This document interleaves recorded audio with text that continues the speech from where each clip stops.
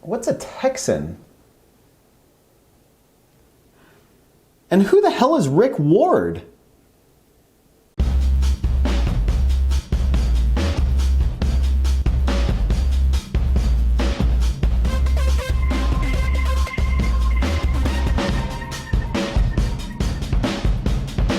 What's up, Airheads? I'm Dustin with Airgun Depot, and I'm down in Texas for the Texas Airgun Show. I'm here with Rick Ward, Urban Airgunner. Who are you? Where's John? John.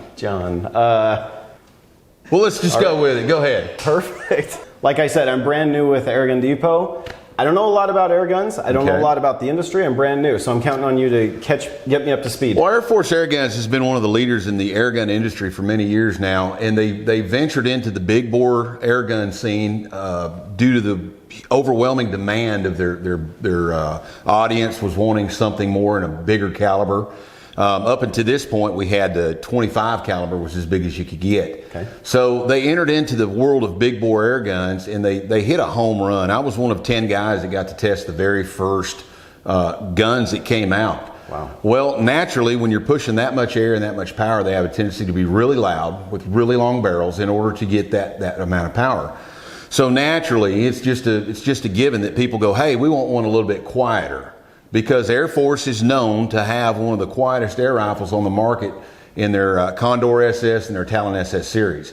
So Air Force Airguns listened to their customers and all the feedback they were getting, and the owner of Air Force sat down and went to the drawing board, and this is what they came up with. And I'm telling you, it is just absolutely a phenomenal rifle.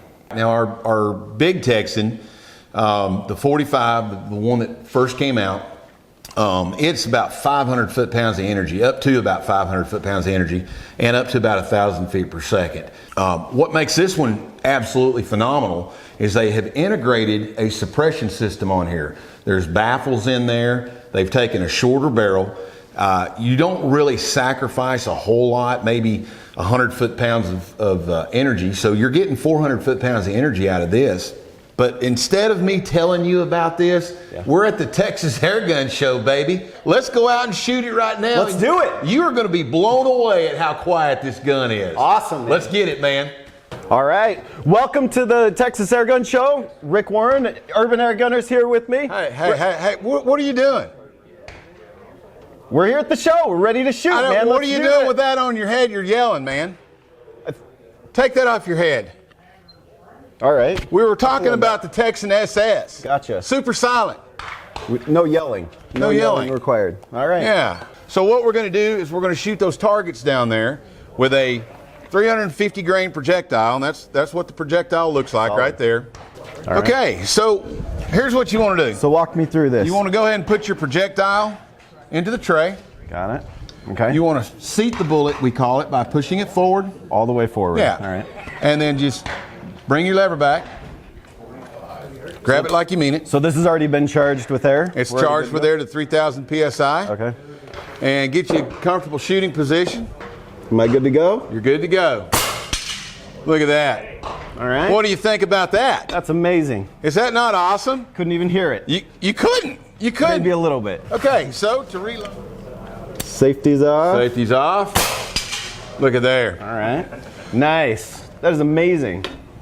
What an amazing gun. Is that not just a lot of fun to shoot? Yeah. And you didn't need those big old earphones on there, those ear protection. Right. You know? Forget that. Yeah. So now you know what I mean about being somewhat in the urban area, being able to hunt coyotes in industrial parks and being stealthy about going in and doing what you're doing. Not going to scare anybody. That's right. And I also want to emphasize, always check your local game laws and make sure you have permission to hunt the property that you're going to be hunting. That's always first and foremost, because hunting property is getting harder and harder to get.